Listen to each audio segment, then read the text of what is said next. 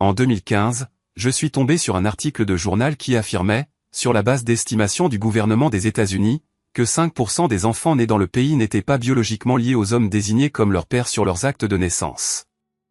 J'ai partagé mon opinion avec un ami, en lui exprimant ma conviction que le gouvernement des États-Unis sous-estimait considérablement la prévalence de ce phénomène à l'époque.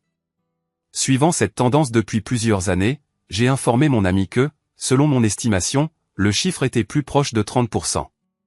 Oh non, c'est beaucoup trop élevé, s'est exclamé mon ami Marc.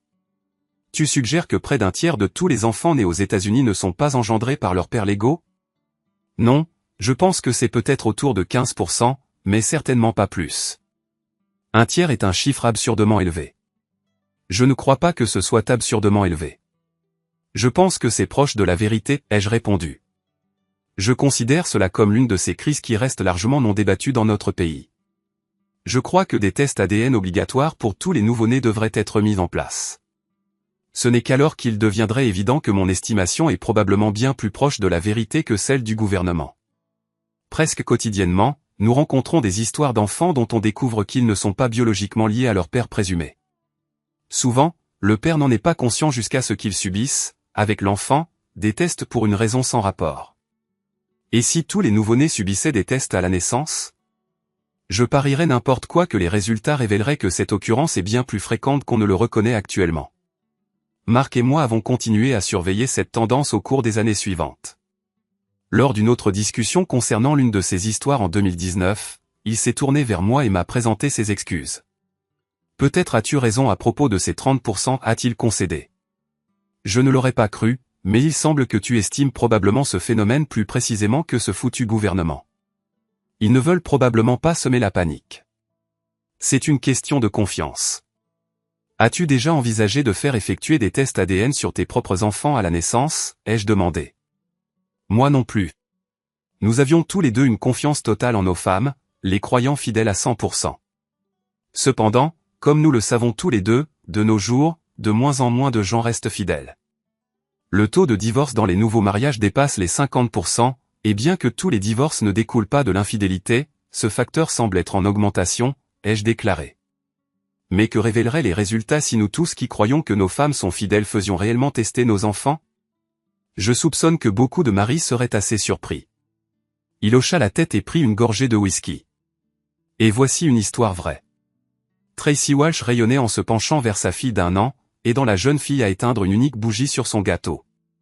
Alors que des amis et des parents se tenaient à proximité pour observer, elle leva les yeux et sourit à son mari, qui était occupé à prendre des photos avec un appareil photo numérique. Elle savait qu'après la fête, il consacrerait plusieurs heures à examiner les photos, à sélectionner les meilleures pour les éditer et les ajuster dans Photoshop, assurant leur conservation dans un diaporama. Elle devait reconnaître qu'il était un photographe remarquablement talentueux. Il était aussi un père merveilleux. Même si la petite personne immortalisée dans ses photos n'était pas son enfant biologique, Tracy ne lui avouerait jamais que sa plus jeune enfant avait été conçue lors d'une aventure d'un soir avec un autre homme. Ryan rayonnait de fierté devant l'enfant qu'il croyait être sa nouvelle progéniture. À 43 ans, il se sentait assuré de sa capacité continue à plaire à sa femme et à l'aider à concevoir. Il avait été surpris lorsque, un peu plus d'1 an auparavant, elle avait exprimé son désir d'avoir un autre enfant. Et bien que leurs 2 enfants aient déjà 16 et 14 ans à l'époque, il n'a pas perdu de temps pour satisfaire sa demande. 6 semaines après que Tracy ait abordé le sujet avec son mari, elle est tombée enceinte pour la 3e fois. « Tu l'as fait, chérie » s'est-elle exclamée, brandissant un test de grossesse positif. Ils s'étreignirent fort et s'embrassèrent passionnément. Tracy sourit intérieurement, sachant que son merveilleux mari, mais crédule, ne remettrait jamais en question la filiation de l'enfant, surtout à ce moment-là où il se prélassait dans la gloire de sa masculinité. Tracy aimait sincèrement son mari et n'avait jamais eu l'intention d'être infidèle.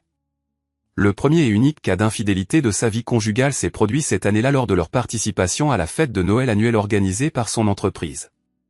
Tous deux étaient impeccablement vêtus et se sont beaucoup amusés lors de cet événement de grande classe, qui était invariablement le point culminant de l'année pour les employés du bureau de Washington d'un entrepreneur du département de la Défense dans le district de Columbia.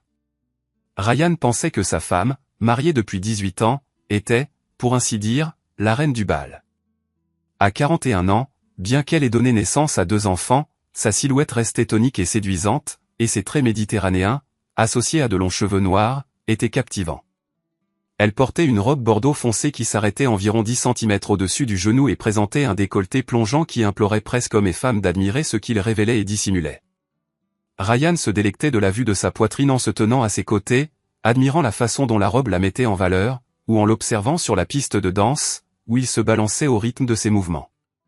Il était conscient que, tout au long de la soirée, elle attirait les regards admiratifs des autres hommes.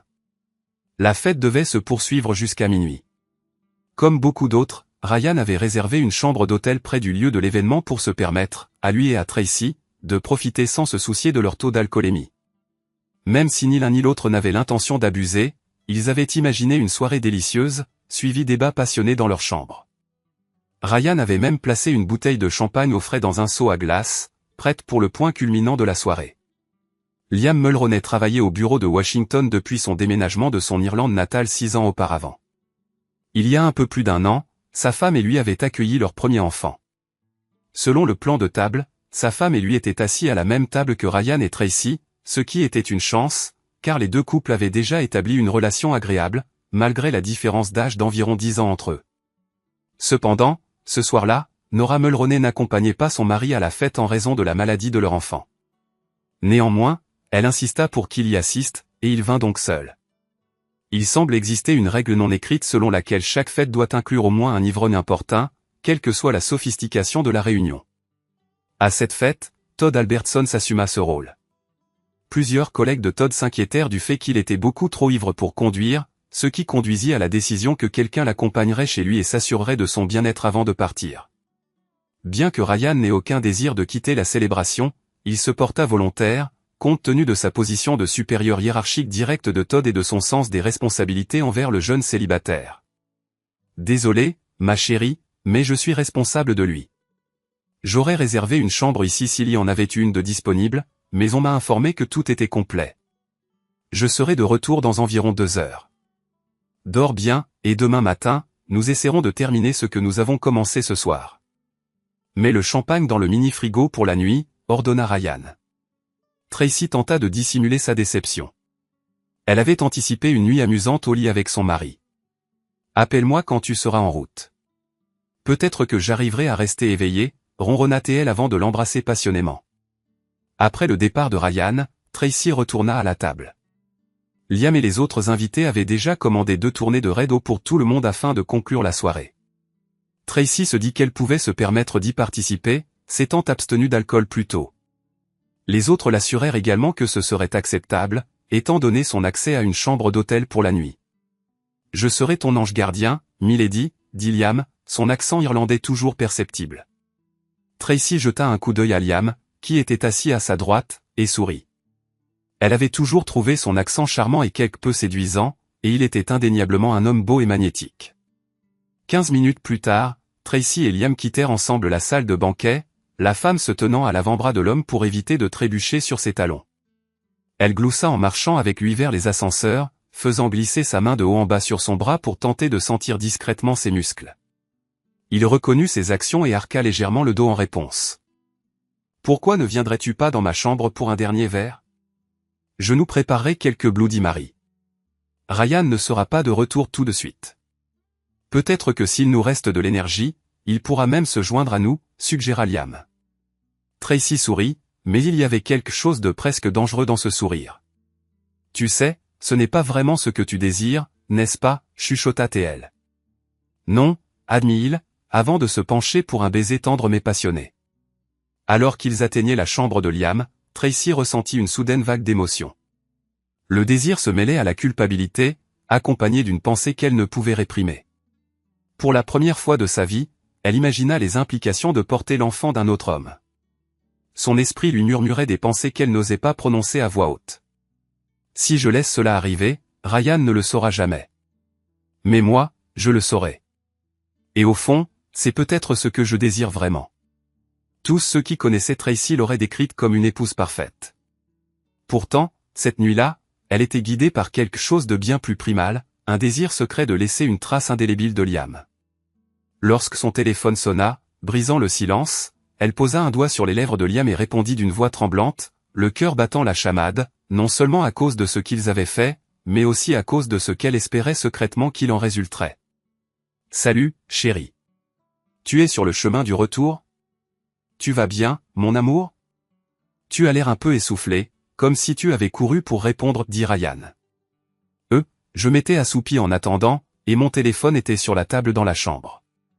J'avais peur de te rater, répondit-elle, tandis que Liam restait allongé silencieusement à côté d'elle, écoutant. Je suis désolé, ma puce. Pourquoi ne dors-tu pas un peu plus? On aura toujours demain soir à la maison, dit-il. Je pense que ce serait mieux, répondit-elle innocemment. À tout à l'heure. Bonne nuit, mon chéri. Bonne nuit. Je t'aime, dit-il juste avant de raccrocher. Les yeux de Tracy s'écarquillèrent. Elle comprit qu'il s'agissait d'une des rares occasions, durant toute leur vie conjugale, où elle avait conclu une conversation téléphonique avec Ryan sans exprimer son amour. Elle caressa l'espoir qu'il ne s'en soit pas rendu compte. Mince. J'ai oublié de lui dire que je l'aime, confia-t-elle à Liam. Je prononce toujours ces mots quand on raccroche. Vraiment, je le fais. Exactement pareil avec Nora, répondit Liam. Mon Dieu. C'est la première fois de toute la soirée que je pense vraiment à elle. Tu m'as complètement épuisé ce soir. Tracy lui adressa un sourire radieux. Il faut vraiment que je parte pour que je puisse prendre une douche, me sécher et être au lit avant son retour. Merci pour cette merveilleuse soirée, Liam. Toujours un plaisir, madame, répondit-il. Tu comprends bien que cela ne peut se produire qu'une seule fois, n'est-ce pas? Je veux dire, désormais, lors des prochaines soirées, nous ne parlerons qu'à nos conjoints respectifs. Il n'y a aucune raison de susciter des soupçons, déclara-t-elle. Que se passe-t-il si tu tombes enceinte? Je ne veux pas que tu sois abandonnée, articula-t-il. Je sais que ça sonne ridicule, mais nous avions déjà décidé d'avoir un autre enfant. Il n'hésitera pas si je tombe enceinte finalement, rétorqua Tracy.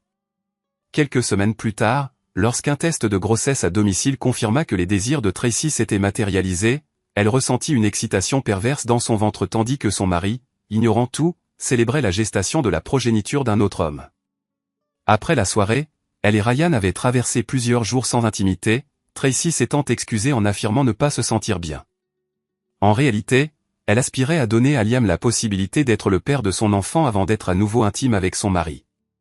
Dans la mesure où la conception n'est jamais une science exacte, Ryan n'aurait aucune raison de soupçonner que l'enfant n'était pas le sien. Comme lors de ses 2 premières grossesses, la libido de Tracy augmenta considérablement pendant qu'elle portait son 3e enfant. Elle fut contrainte de reconnaître en elle-même qu'une partie de son désir accru était probablement attribuable à la conscience que son mari lui faisait l'amour alors qu'elle portait l'enfant d'un autre homme. Elle envisagea de révéler son secret à sa plus proche confidente, Annette, pour le frisson supplémentaire, mais se ravisa rapidement en réalisant que si aucune autre âme ne possédait cette connaissance, alors personne ne pourrait jamais la révéler par inadvertance. Finalement, cela lui parut bien plus judicieux. Ryan était fou de joie lorsque Tracy mit au monde une petite fille en pleine santé pesant un peu plus de 3 kilos, ornée d'une chevelure abondante et vibrante. Alors qu'il observait le médecin accoucher le nouveau-né, il se demanda brièvement la provenance de cette teinte rousse, mais il était bien trop submergé de bonheur pour s'y attarder plus d'une fraction de seconde. Les 2 enfants aînés du couple étaient suffisamment âgés pour percevoir les cheveux roux du bébé lorsqu'ils furent autorisés à rendre visite quelques heures plus tard. « Avons-nous déjà eu des roux dans la famille ?» demanda Tristan, 17 ans, lorsque lui et Cathy, 15 ans, contemplèrent le bébé pour la première fois. « À notre connaissance, personne, mais mon médecin nous assure que même des personnes sans parents roux peuvent avoir un enfant aux cheveux roux, répondit Tracy. Tandis que Ryan berçait doucement le nouveau membre de la famille, Tracy était tout aussi étonnée que les autres. Lorsque le bébé est né avec les cheveux roux, il n'y avait aucun roux dans son arbre généalogique, et les cheveux de Liam étaient seulement châtain clair. Lorsque Ryan mentionna les cheveux roux au gynécologue, le médecin expliqua promptement aux 2 parents que, bien que ce soit atypique, c'était concevable si l'un des parents était porteur d'un gène récessif. Ryan ne remarqua pas le soupir de soulagement étouffé émanant de sa femme. Quelques semaines plus tard, Ryan s'arrêta au bureau de Liam Mulroney pour poser une question au jeune homme concernant un compte. D'ordinaire, il aurait simplement contacté Liam par l'interphone, mais ce jour-là, il avait envie d'une tasse de café dans la salle de pause située juste à côté du bureau de Liam. Par conséquent, il résolut de passer après avoir obtenu sa dose de caféine. Lorsque Liam ne parvint pas à trouver la réponse immédiatement, il récupéra le dossier sur son ordinateur et invita Ryan à son bureau afin qu'ils puissent examiner les informations ensemble. Tandis qu'il parcourait le registre, le regard de Ryan se posa sur une photo de famille sur le bureau de Liam, représentant Liam, sa femme Nora et leur fils de 2 ans, Geoffrey. Ryan ne put s'empêcher de remarquer que le garçon avait les cheveux roux, bien que ni Liam ni Nora n'en aient. « Mon Dieu, je ne savais pas que vous en aviez un aussi. Un enfant roux. Ni ma femme ni moi ne sommes roux, tout comme vous et votre femme, » remarqua Ryan sans réfléchir à qui il s'adressait. Liam fournit son explication habituelle et simple quant à la raison pour laquelle son fils avait les cheveux roux. « Je suis né avec les cheveux roux, et je les ai gardés jusqu'à l'âge de 8 ans environ, avant qu'ils ne deviennent blonds puis châtain clair, » déclara Liam. Ryan jeta un nouveau coup d'œil à la photographie. Bien sûr, tous les enfants roux ne se ressemblent pas, pensa-t-il avant de reporter son regard sur l'écran de l'ordinateur. Lui et Liam confirmèrent ensuite les informations reçues de Starman Consulting. « Merci, Liam, » dit Ryan et il retourna dans le couloir vers son bureau, en serrant sa tasse de café. Ce soir-là, alors qu'il donnait le biberon à sa petite fille à la table de la cuisine, Ryan se souvint de la photo sur le bureau de Liam. L'image de l'enfant assis sur la photo persistait à se rejouer dans son esprit. Ryan ne croyait pas aux coïncidences. « Espèce de salaud » murmura-t-il. « Pardon, qu'est-ce que tu dis » demanda Tracy. « Rien. Je réfléchis juste à un problème au travail » expliqua rapidement Ryan. « En effet, je m'y adonne sans cesse » dit Tracy. « Sauf que cela se produit généralement au milieu de la nuit, lorsque je finis par tout comprendre. » Ils rirent tous les deux. Bien que le rire de Ryan fût forcé, Tracy ne s'en aperçut pas. Ryan simula être absorbé par le film que son fils regardait plus tard ce soir-là. En réalité, il repassait les événements de l'année écoulée dans son esprit. Où Tracy et Liam auraient-ils pu se croiser? Attends un instant. Ryan se souvint que lors de la fête de Noël de l'année dernière, Liam était assis avec lui et Tracy. La femme de Liam était absente, et Ryan était parti tôt pour rentrer chez lui.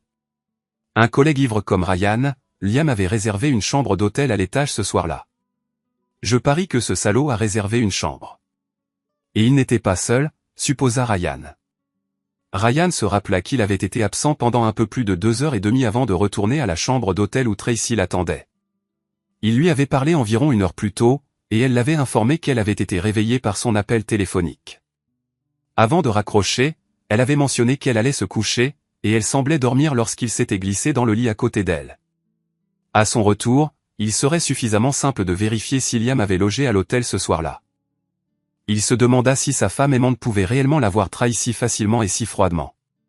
Il se leva de sa chaise et se versa du Pepto-Bismol pour soulager la nausée qui montait dans son estomac. « Je ne me sens pas bien. Je vais me coucher », lança Ryan au reste de la famille en montant à l'étage dans la chambre principale. Ryan obtint sa réponse à peine 15 minutes après son arrivée au bureau le lendemain matin, lorsqu'il contacta l'hôtel. Par la suite, il fut contraint d'endurer le reste de la journée jusqu'à ce qu'il puisse secrètement prélever un échantillon de joue de sa fille pour un test ADN. Plus tôt ce jour-là, il avait déjà collecté son propre échantillon et se préparait à envoyer les 2 au laboratoire d'analyse ADN. Ryan fit de son mieux pour ne pas montrer sa mauvaise humeur à sa famille en attendant les résultats de l'ADN, mais il n'était qu'un être humain, et il était facile pour eux de sentir que quelque chose n'allait pas. Il avait désespérément besoin de se confier à quelqu'un, mais la seule personne vers qui il se serait normalement tourné depuis 20 ans était précisément l'instigatrice de son désespoir. Il était anéanti par le fait qu'il devait vérifier en secret s'il était réellement le père de son plus jeune enfant. Le sommeil est capricieux. Quand vous en avez le plus besoin, il ne se manifeste jamais. Ainsi, plutôt que de trouver le repos après la confrontation à laquelle il aspirait, Ryan se retrouva à contempler une minuscule fissure dans la peinture du plafond de la chambre tandis que des souvenirs de sa vie avec Tracy défilaient dans son esprit. Leur première rencontre avait eu lieu à la bibliothèque lors d'un match de football à domicile, lorsqu'il avait naturellement supposé qu'une femme aussi belle serait sur le terrain dans un uniforme de pom-pom girl, découvrant au contraire qu'elle ne mangeait pas de pizza et ne buvait pas de bière. Non, elle n'était pas communiste. Ils parvinrent à découvrir de nombreuses autres façons d'apprécier leur temps ensemble.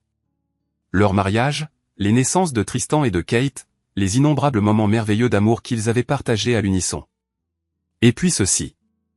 Ryan n'avait pas été surpris lorsque l'analyse ADN avait révélé qu'il n'était pas le père biologique de sa plus jeune fille. À ce stade, il soupçonnait déjà que l'enfant était de Liam. ce qui l'avait véritablement choqué, c'était la facilité avec laquelle sa femme semblait avoir fauté et la désinvolture avec laquelle elle lui avait fait passer l'enfant pour le sien. Il se sentait plus anéanti qu'enragé.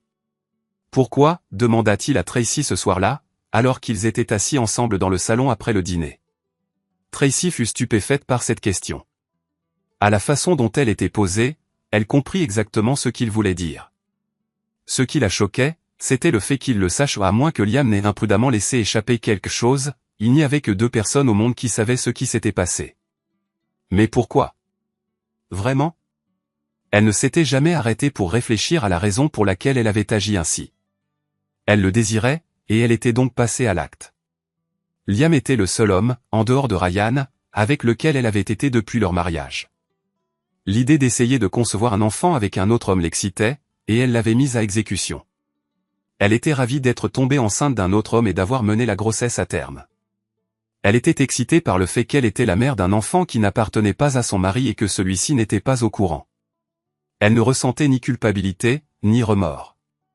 Dans son monde, tout était parfait jusqu'à ce que, soudain, ce ne soit plus le cas. Tracy détourna le regard, pesant sa réponse. Ryan ne la quittait pas des yeux. Finalement, elle se tourna vers lui avec une expression tendre et aimante sur le visage. « Je ne peux pas te donner une réponse qui ait du sens pour nous deux. La vérité, c'est que j'avais envie de le faire. J'ai toujours été la parfaite mère au foyer, alors j'ai pris cette décision toute seule. J'en étais satisfaite. Ma décision. Tu n'y étais pour rien, déclara-t-elle. Je n'avais tout simplement jamais pensé que tu le découvrirais un jour. Et j'étais d'accord avec ça. Je n'ai aucun regret, malgré tout. Je suis, en revanche, profondément désolé que tu aies été blessé. Je n'ai jamais eu l'intention de te faire souffrir, chérie. Ryan fit une pause, puis continua, et pourtant, nous en sommes là. Sûrement, 20 ans de mariage heureux méritent une seconde chance. Bien sûr, répondit-elle, un sourire plein d'espoir se dessinant sur ses lèvres. Avec de copieuses quantités d'humiliation et de supplication, et peut-être même du sexe aventureux. Il lui rendit son sourire. Il ne pouvait s'empêcher d'admirer son esprit vif, même dans un moment aussi pénible. Pas du tout, ma chère, rétorqua-t-il. Même si, comme tu le prétends, il s'agissait d'un écart de conduite unique, tu as amplifié cette erreur à une échelle inimaginable et tu étais parfaitement disposé à me laisser élever l'enfant d'un autre homme. L'ultime trahison. Son sourire disparut alors qu'elle croisait son regard. Nous sommes dans l'un de ces états sans faute, tu sais. Mais il y a des exceptions, commença-t-il. Premièrement, tu ne recevras qu'une pension alimentaire limitée pour les enfants, car, au moment où le divorce sera prononcé, l'un des enfants sera déjà inscrit à l'université, et l'autre approchera de son entrée. Quant à la pension alimentaire pour conjoint, je demanderai à ce qu'elle soit limitée à 3 ans en raison de ton infidélité conjugale. Nous vendrons la maison le plus rapidement possible et nous partagerons le produit, tout comme nous le ferons avec le reste de nos biens. Cette fois, elle eut un sourire narquois. Tu sembles avoir oublié le bébé. Et étant donné que j'ai le bébé, je vais également obtenir la maison et probablement une pension alimentaire pour une durée bien supérieure à 3 ans, déclara-t-elle. Je n'ai pas oublié le bébé. Puisqu'elle a moins d'1 an et que je connais l'identité de son père, le tribunal m'autorisera à faire retirer mon nom de l'acte de naissance et à le remplacer par le sien, transférant ainsi la responsabilité du paiement de la pension alimentaire à ce dernier. Tu n'obtiendras pas la maison ni une pension alimentaire prolongée, car ce n'est pas mon enfant. C'est le conseil que j'ai reçu de mon avocat. Je te suggère d'en trouver un rapidement, car demain tu seras assigné, conclut-il. Le sourire narquois de Tracy se transforma peu à peu en un air de consternation. Elle n'avait clairement pas prévu cette tournure des événements. Tu ne peux pas le désigner comme le père du bébé. Tu vas détruire son mariage si tu fais ça, s'écria Tracy. Et pourquoi était-il acceptable qu'il détruise mon mariage, mais tu ne veux pas nuire au sien, rétorqua-t-il. Il a un enfant à la maison, commença-t-elle. Et moi, j'ai 2 enfants, lui cria Ryan. C'est toi qui as fauté, poursuivit-il. Alors pourquoi devrais-je être le méchant dans tout ça? Une fois de plus, le silence envahit la pièce. 3 heures après que Tracy ait été assignée par le coursier du tribunal, Liam Mulroney apparut à la porte du bureau de Ryan. Je pourrais te parler un instant, d'une affaire personnelle, balbutia Liam. Oui, entre et ferme la porte, répondit Ryan, fixant intensément le jeune homme. Liam obtempéra et s'installa sur la chaise en face de Ryan. J'imagine qu'on aurait dû en discuter il y a quelque temps, dit Liam à voix basse. Tu crois, rétorqua Ryan, la voix chargée de colère. Il était impossible que tu le saches à moins que l'un de nous n'en parle. Honnêtement, je ne m'attendais pas à ce qu'elle te le dise. Elle disait que tu n'avais pas besoin de le savoir. Qu'est-ce qui a changé, sans Liam? Rien n'a changé, répondit Ryan. Je l'ai découvert par pur hasard. Les tricheurs croient toujours qu'ils sont à l'abri. Elle garda le silence. Pourquoi as-tu pensé que coucher avec ma femme était une bonne décision? Tu as une belle femme à la maison et un jeune enfant. As-tu vraiment cru qu'un moment de passion avec ma femme valait la peine de sacrifier ta famille? J'aime ma femme de tout mon être. Je la considère comme la femme la plus attirante au monde. Mais même ainsi, je n'échangerai jamais mes enfants contre un bref instant de passion avec quelqu'un d'autre. Quand je repense à mes 20 ou 22 ans, je réalise que tu avais raison, concéda Liam. Mais dois-tu vraiment détruire ma vie? Si ce n'était pas pour les conséquences légales, je te ferais littéralement passer de vie à trépas, grogna Ryan entre ses dents serrées. Mais tu ne vaux pas la peine d'aller en prison. Quant à la destruction de ta vie, cela dépend plus de Tracy que de moi. Je ne soutiendrai pas ton enfant illégitime.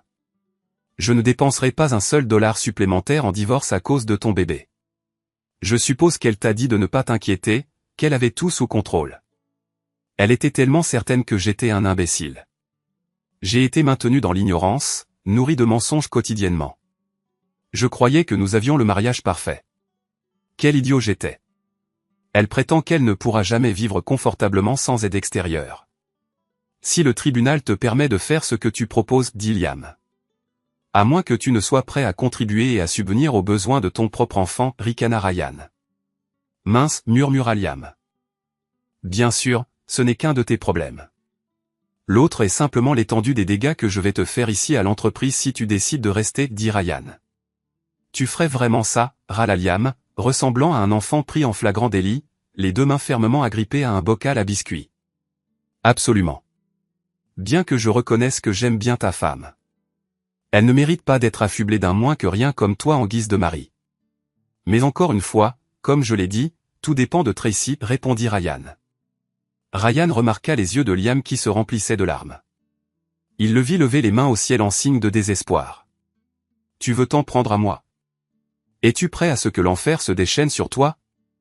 Je te suggère d'essayer, dit Ryan, se levant de sa chaise. Liam scruta l'homme plus âgé et vit la détermination inébranlable sur son visage. Il leva les mains en signe de reddition, se leva de la chaise et quitta le bureau de Ryan. Au grand étonnement de Liam, Tracy n'a jamais demandé de pension alimentaire. Un mois plus tard, il l'appela avec hésitation, proposant de se sacrifier pour qu'elle puisse joindre les deux bouts. Tracy, discernant l'hésitation dans sa voix, comprit qu'elle ne serait pas celle qui détruirait le mariage de cet homme. Non, je t'ai dit que j'avais tout sous contrôle, et c'est le cas. Ne ruine pas ton mariage à cause de mon erreur, dit-elle.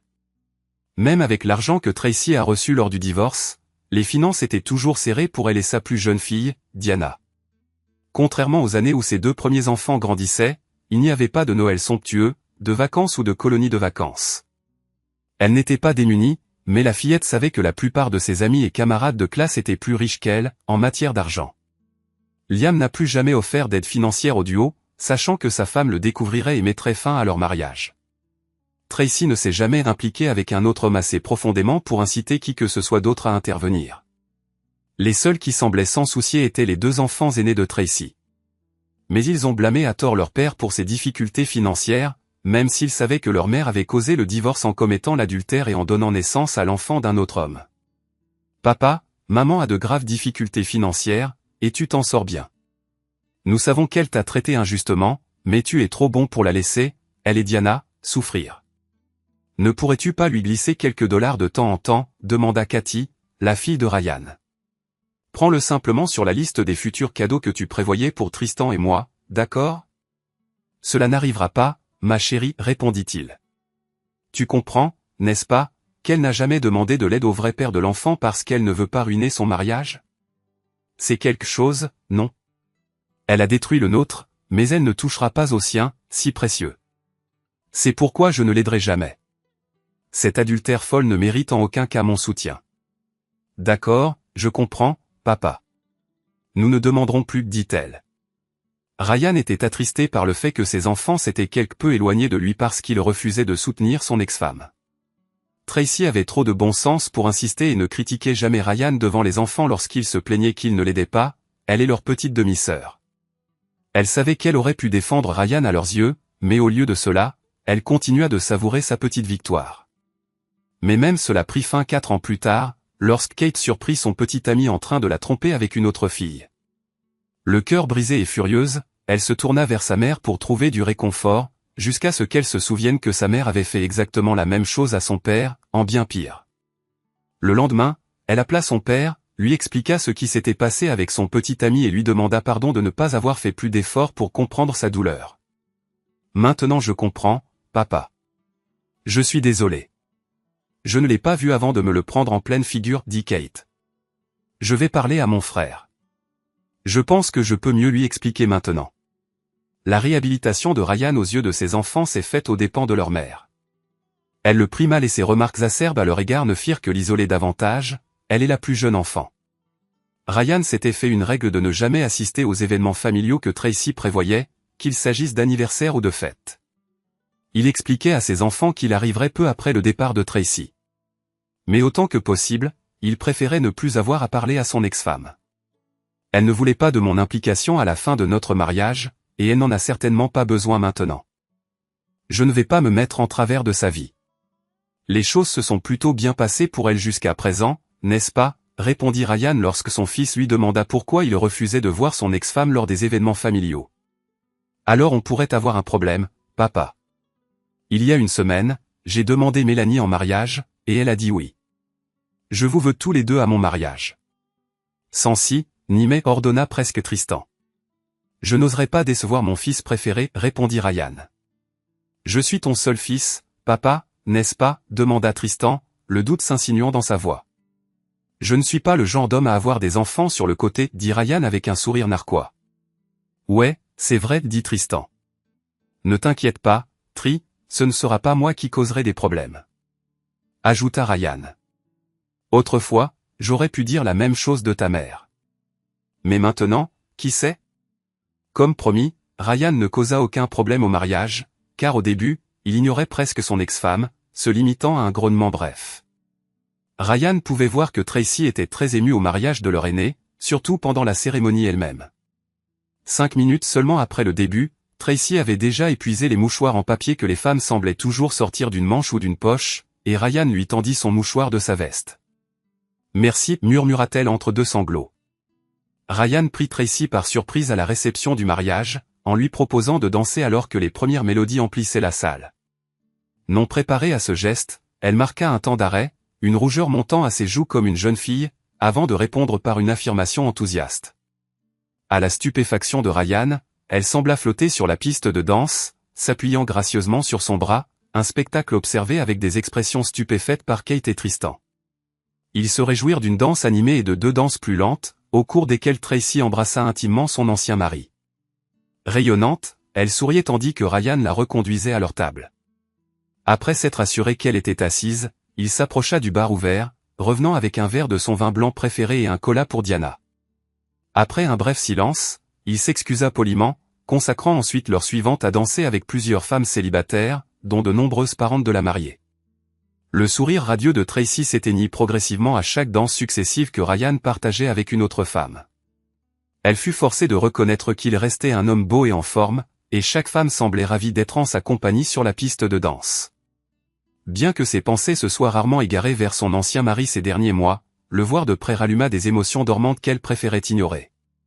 Vers le milieu de la réception, Ryan dansa à plusieurs reprises avec Joanne, la tante de Mélanie et la sœur de sa mère, avant de la reconduire à sa place. Ils passèrent l'heure suivante engagés dans des conversations animées et des rires, attirés l'un vers l'autre même lors de brèves séparations. Alors que la réception touchait à sa fin, Ryan se retrouva totalement captivé par les cheveux châtains de Joanne, ses yeux verts, sa silhouette élégante et son intelligence vive. Elle, à son tour, se sentit attirée par tout ce qui concernait Ryan. Alors que les parents de Mélanie, la famille de la mariée, avaient assumé les dépenses du mariage, Ryan prit généreusement en charge le coût du petit déjeuner post-mariage le lendemain matin à l'hôtel accueillant la plupart des invités venus de l'extérieur. Ryan arriva au petit déjeuner accompagné d'une Joan Feldé rayonnante. Les parents de Mélanie et plusieurs autres accueillirent la scène avec des sourires, un sentiment que Tracy ne partageait pas. Joan et Ryan habitaient à environ 1 heure de route l'un de l'autre. Leur cours a débuté par des visites de fin de semaine, qui ont évolué vers une semaine de vacances ensemble à Key West, en Floride. Ils sont rentrés chez eux bronzés, reposés et profondément amoureux. Leur mariage a eu lieu près d'1 an après leur première rencontre au mariage de Tristan et Mélanie, et Tristan affirmant officier comme témoin de son père. La sœur de Joan, Ellie, mieux connue comme la belle-mère de Tristan, était l'une des demoiselles d'honneur. Après la cérémonie, Kate fit remarquer qu'elle était désormais le seul membre de la famille proche de Ryan à ne pas être directement lié à la lignée de Mélanie. « Peut-être devrions-nous commencer à t'appeler la licorne », lança Tristan sur le ton de la plaisanterie. « Peut-être que quelqu'un ne recevra rien ce soir pour avoir été aussi malin », rétorqua Mélanie à son mari, soulignant l'importance de l'inclusion. « Maintenant, tu fais partie de la famille, à moins que tu ne nous dises que tu ne le souhaites pas, » Mélanie tint parole. Kate reçut des invitations à tous les rassemblements familiaux, et quelques années plus tard, elle commença à venir accompagnée du jeune homme qui deviendrait plus tard son mari. Les femmes Grady organisèrent une somptueuse réception prénuptiale pour Kate avant son mariage, étendant même les invitations à Tracy et Diana. Kate était stupéfaite et légèrement déconcertée par l'extraordinaire célébration que les femmes Grady organisaient en son honneur. « Dis donc, vous n'êtes même pas apparenté à ces gens », fit remarquer quelqu'un. « Vraiment ? Richfaltz ? Techniquement, non, je ne suis pas apparenté, mais ça ne veut pas dire que je ne fais pas partie de la famille, expliqua Kate avec un large sourire. Tristan et Kate ont tout fait pour s'assurer que Diana soit incluse dans les événements familiaux du côté de leur mère. Tracy, à son tour, exprima sa gratitude à ses 2 enfants aînés pour leur soutien indéfectible à leur sœur cadette. « Je sais que j'ai gaffé à cause de mon arrogance », confessa-t-elle à ses enfants. Dans la vraie vie, rien ne peut être défait, et il n'y a pas de temps mort dans le mariage. Un jour, je l'ai oublié, et regardez où ça nous a menés. Tristan, Kate et leurs conjoints respectifs s'efforcèrent également d'encourager Tracy, lui rappelant qu'elle restait une belle femme pour son âge et qu'elle élevait une fille remarquable en Diana. Ils soulignèrent en outre que le fait d'avoir un enfant plus jeune contribuerait à son esprit de jeunesse, facilitant ainsi une connexion plus profonde avec Diana. Peut-être, mais je n'ai aucune envie d'acheter la musique de Taylor Swift, avoua Tracy. Le mari de Kate, Rich, qui venait d'un milieu difficile, ne manqua pas de rappeler à Kate et Tristan la chance qu'ils avaient, aussi honorifique soit-elle. Ne tenez jamais cela pour acquis, les prévint-il, et pour l'amour du ciel, ne gâchez pas tout. Quand j'étais adolescent, j'aurais tué pour faire partie d'une famille comme celle-ci. Ainsi, il était inévitable que Kate, Tristan et les autres membres honoraires voient fréquemment leur mère et leur sœur cadette, Diana. Modifier une opinion profondément ancrée sur quelqu'un de proche est une tâche redoutable. Les frères et sœurs s'étaient habitués à cet état de fait jusqu'à ce que Rich comprenne pleinement l'étendue de la tromperie et de la trahison de sa belle-mère. Maintenant, chaque fois qu'il la croisait lors des rassemblements de la famille Grady, qui étaient fréquents et bien fréquentés, en partie grâce à la maîtrise certifiée du barbecue du vieux monsieur Grady, il se sentait mal à l'aise, le souvenir des actions de Tracy envers leur père se heurtait à l'image d'une mère aimante. C'est Diana qui devint la pierre angulaire de leur relation continue avec leur mère. Kate et Tristan avaient trop d'intégrité pour lui reprocher sa naissance. Elle n'avait aucun pouvoir sur la question, et le terme « demi-sœur » était interdit au sein de la famille Grady. Diana était simplement leur sœur. Une fois qu'elle avait conquis leur cœur, ils ne pouvaient s'empêcher de reconnaître les efforts de Tracy. En tant que mère célibataire, Diana s'épanouissait en une petite fille silencieuse et réfléchie de 7 ans, parfaitement satisfaite de sa place dans le monde et plus à l'aise à la maison avec des adultes qu'avec d'autres enfants. Cependant, elle avait des manières impeccables, surtout pour son âge, et pouvait être irrésistiblement charmante quand elle le voulait. Elle semblait sentir quand quelqu'un, enfant ou adulte, était en difficulté, et elle avait une façon de se joindre tranquillement à eux, prononçant rarement un mot, mais transmettant un sentiment de paix et de réconfort. La conscience qu'avait Tracy du mal qu'elle avait infligé à Ryan et de la faiblesse de ses tentatives pour le justifier l'avait profondément transformée. Sa confiance en elle et son estime de soi étaient presque entièrement érodées. Diana était désormais son monde entier, et elle l'aimait inconditionnellement. Elle savait que les membres honoraires l'accueillaient et l'acceptaient telle qu'elle était, un sentiment qui comptait énormément pour elle. Cependant, elle vivait dans la crainte constante de faire un faux pas qui les amènerait à la mépriser. Tout comme elle s'était aliénée ses propres enfants, Elle s'inquiétait aussi de sa capacité à élever cette petite fille si spéciale dont elle était responsable et qui résidait dans son cœur. J'ai peur de ne pas en faire assez pour elle et qu'elle ne passe à côté de beaucoup de choses, avait-elle un jour confié à Tristan et Kate. Il se trouvait à l'un des nombreux rassemblements des Grady et s'était retrouvé dans un coin tranquille de l'arrière-cour. Je ne pense pas qu'elle se socialise comme elle le devrait. J'aimerais qu'elle ait 2 parents, poursuivit-elle, les yeux embués de larmes. Ton père saurait quoi faire. Regarde là, enfin. La petite fille était assise tranquillement près du petit étang dans la cour, les yeux fixés sur l'eau. Je crois qu'elle est exactement là où elle veut être, dit Ellie, la belle-mère de Tristan, qui avait entendu la conversation et s'était jointe à eux. Je viens de passer devant elle et elle a l'air parfaitement heureuse. Que Dieu la bénisse, cette petite. Je crois qu'elle est née avec une grande âme. Elle ne sera pas comme ces deux-là. Elle pointa du doigt Tristan et Kate. Et de toute façon, Tracy, je pense que tu fais un travail formidable en l'élevant. Vous êtes d'accord, les jeunes? Touchés par la vulnérabilité évidente de Tracy, Kate et Tristan acquiescèrent volontiers. Mais Ellie, je suis une mère célibataire. Je ne suis pas riche. Et qu'est-ce que je vais faire quand elle grandira? C'était déjà assez dur pour moi de gérer ces deux-là, elle fit un geste vers son fils et sa fille, et ce n'était pas une mince affaire. Qui dit que tu seras toujours seul? Mais. Pas de mais. Tu as eu le courage d'élever ta fille seule, sans jamais demander de soutien à son père biologique. Reprends-toi, Tracy, et vis ta vie pour toi et pour Diana. Je ne dis pas que tu devrais commencer à fréquenter les bars de célibataires, ou quelque chose comme ça. Tu n'as pas besoin de ça. Et tu n'as pas besoin de trouver un homme. Tu nous auras toujours tous. Mais quand tu seras prête, tu le sauras. Souviens-toi juste que tu as quelque chose à offrir. Ne le donne pas à n'importe qui. Nous allons surveiller, et quiconque te maltraitera devra nous répondre. Tristan fit un salut militaire amusé à sa belle-mère. Ne croyez pas qu'elle plaisante, avertit-il sa mère. Et Diana alors? Qui voudrait de moi avec une enfant de 7 ans? Une fois qu'on la connaît, qui pourrait bien abandonner Diana? Du moins pas quelqu'un qui en vaut la peine. Oh, maman, elle a tout à fait raison, ajouta Kate avec passion. Tu dois vivre ta vie pour toi et pour Diana. Et Ellie a raison. Nous serons tous là pour prendre soin de vous deux. On t'aime, maman. Tracy halta.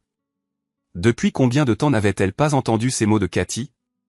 Pour la première fois depuis des années, Cathy serra sa mère dans ses bras, et Tristan se joignit à elle, les embrassant toutes les deux. Des larmes de joie coulaient sur les joues de Tracy. Bon, pensa Ellie avec un sourire, mon travail est fait ici. Du moins, pour l'instant. Elle s'éloigna heureuse, s'arrêtant près du petit étang pour partager un sourire et un clin d'œil avec Diana. Tracy trouverait-elle un jour un nouvel homme qui la comprendrait? De toute façon, pensa-t-elle, cela n'avait pas vraiment d'importance. Ce qui comptait, c'était qu'elle et Diana aient le soutien et l'amour de leur famille. Avec ça, disait toujours Ellie Grady, on peut accomplir presque n'importe quoi. Hvad gør ham her? Han er jo lort. Altså, kan de stå op, dem her, eller hvad? Oh my god. Jeg hader den her trading hall.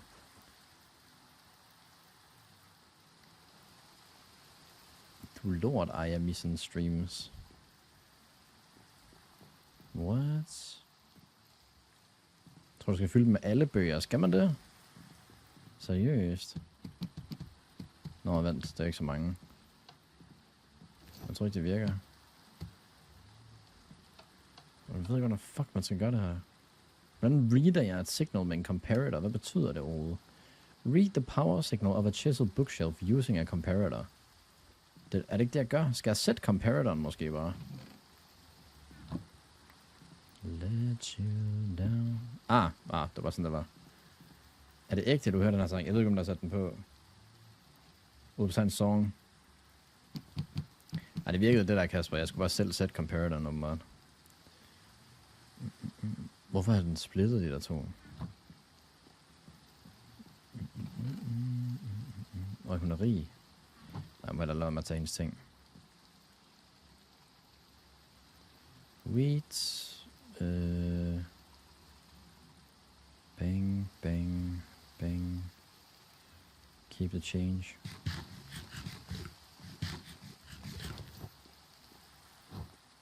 Er det sådan, skal vi sove igennem den her storm, gutter, eller hvad synes I? Skal vi bare lade være? Nu vil se, om de kan.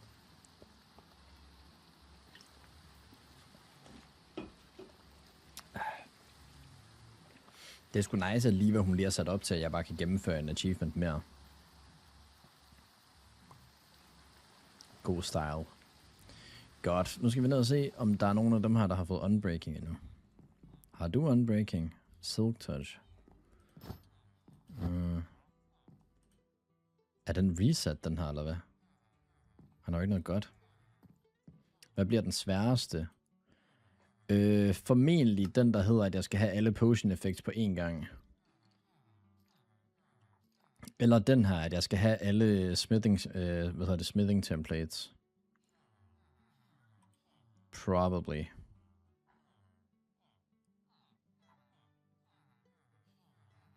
Yeah, I think so.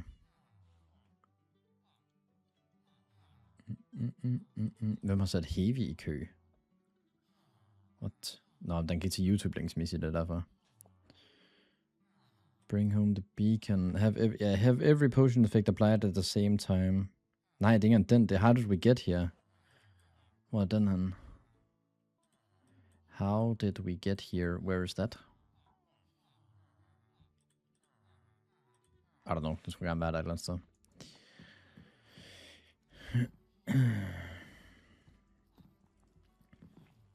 Jeg skal lige se, om der er nogen, vi kan klare her de sidste 9 minutter, inden 12 timerne er gået. Oceanite. Hvorfor er der et skelet? The Iron Golems. Hvad siger vi til Champions League i dag, Martin Bergman? W Bayern. Ikke så meget andet at sige. Not so much else to say. Okay, det giver han altså bare lige lidt junk her. Er du Bayern-fan? Nej, jeg er bare heller ikke Real-fan. Men jeg synes bare, altså jeg er jo sådan en, og vi har snakket om det her mange gange, men hold kæft, hvor er det kedeligt med Champions League. Det er de samme klubber, der spiller mod hinanden hele tiden. Godt, hvad kan jeg sortere fra det her? Baked potato. Cherry sapling, det var det, hun skulle have. Hvor skal vi lægge hendes cherry sapling? Kan man godt sætte den? Uvent, jeg har en idé. Jeg har en god måde, vi kan gøre det på. Har hun ikke sådan noget?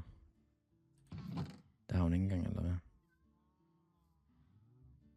Har hun en furnace? Hun har en furnace. Okay. Oh my. Fuck, står der en creeper lige foran hendes dør for? Jesus, mand. De italienske hold er blevet lort. Ja, alle de italienske er blevet fucking ass, apparently. Se eller ikke, hvad det har været. Jamen, jeg synes, det er kedeligt. Og Icon, han er altid sådan, det er jo meget federe end alle Conference League kampe.